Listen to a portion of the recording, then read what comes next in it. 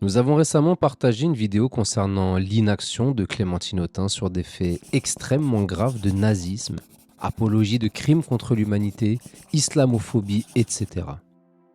Cette vidéo avait pour objet de démontrer que ces discours sont parfois, voire souvent, dénués de sincérité et que ces actions ne sont pas en conformité avec ces déclarations.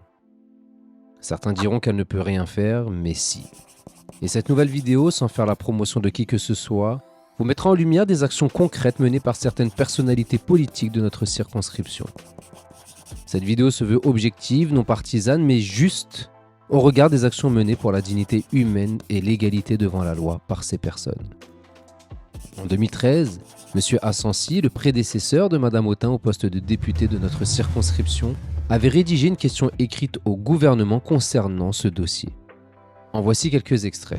Monsieur François Assensi attire l'attention de Madame la garde des Sceaux, ministre de la Justice, sur la lutte contre les discriminations et le racisme dans les entreprises publiques qui ont un rôle majeur à jouer en ce domaine.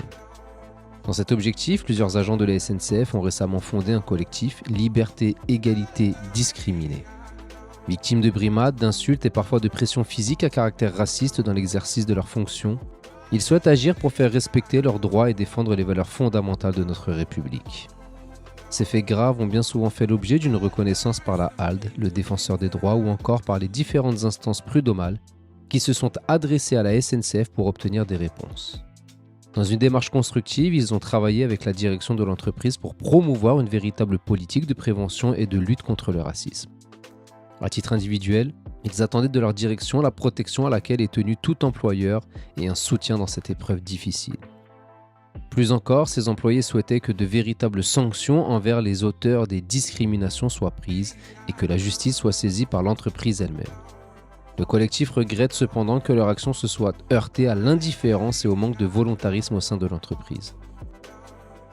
Ils souhaitent savoir ce qu'elle compte entreprendre pour que la justice se saisisse des faits graves de racisme qui ont pu se produire et pour que cette entreprise publique mène une politique déterminée de lutte contre les discriminations.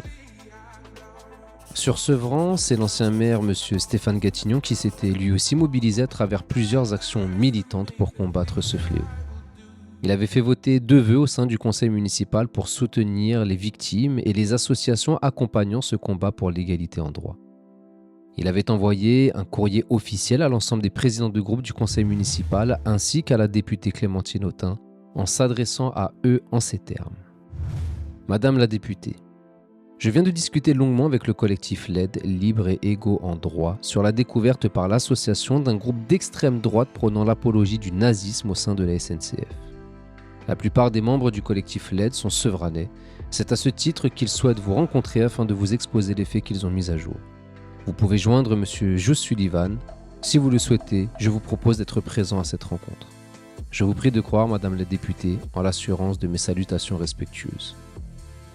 Dans la même lignée, il avait adressé un courrier au président de la République dans lequel il lui écrivait « Monsieur le président de la République, par lettre en date du 28 juin 2017, je vous ai fait part de la situation de monsieur, un de mes concitoyens qui mène un combat déterminé contre les discriminations à la SNCF. Ce dernier a créé en 2012 un collectif de victimes devenant de ce fait un véritable lanceur d'alerte. S'agissant d'un dossier très important qui concerne une grande entreprise publique, je souhaiterais qu'une réponse puisse nous être apportée.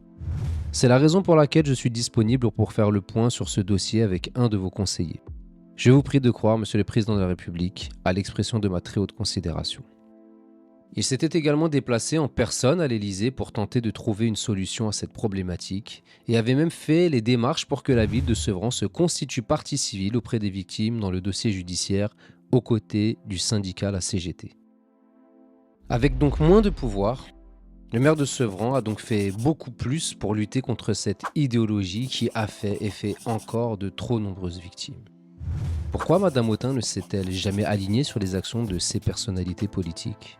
Pourquoi n'a-t-elle pas repris le flambeau de M. Assensi sur ces questions lorsqu'il a tout fait pour la mettre en place ? Pourquoi cette trahison envers notre pacte républicain ? Pourquoi tant de mépris envers les victimes ? Ces questions resteront probablement sans réponse, à moins que Mme Autain prenne conscience de ses erreurs et souhaite un jour revenir dessus, en présentant ses excuses et en mettant ses outils parlementaires au service de la solidarité républicaine qui lui incombe. mais tant qu'elle n'admettra pas ne pas avoir été à la hauteur de la souffrance des victimes qui comptaient sur le mandat qui lui a été confié pour les aider, rien ne saurait justifier qu'on lui accorde un second mandat de député, surtout si c'est pour en faire le même usage que le premier qui vient de s'écouler, à savoir se pavaner sur les plateaux télé en oubliant une grande partie des habitants de sa circonscription et leurs souffrances. Nous comptons sur votre mobilisation pour faire en sorte que Madame Autain puisse repartir d'où elle vient dès ce mois de juin, car tout le monde sait qu'elle n'est pas de notre circonscription et qu'elle l'utilise à des fins politiques bien éloignées des priorités des habitants que nous sommes. À vous de choisir le destin de notre circonscription, et comme le disait Henri Bergson, l'avenir n'est pas ce qui va arriver, mais ce que nous allons faire.